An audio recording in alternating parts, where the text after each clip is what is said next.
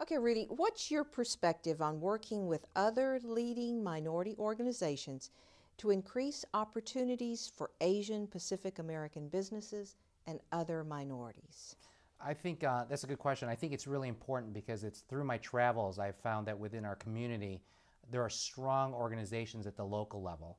And I think what's necessary is networking all these local organizations together.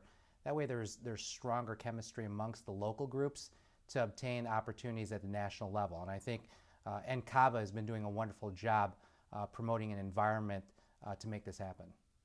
And while we're on NCAABA, where do you see NCAABA in the next 5 years?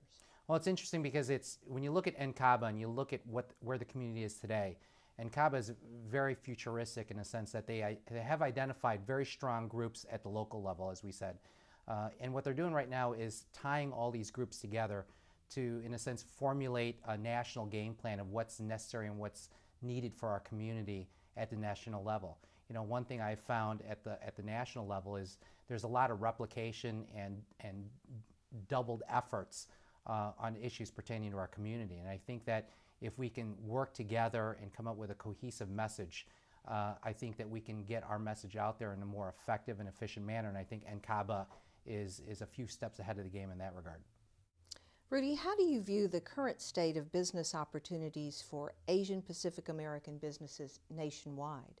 Looking at the local level, I've found that, you know, in the major metropolitan areas, whether it be Chicago, New York, LA, what have you, there are a lot of minority certification opportunities at the local level, which many Asian American owned businesses haven't taken advantage of.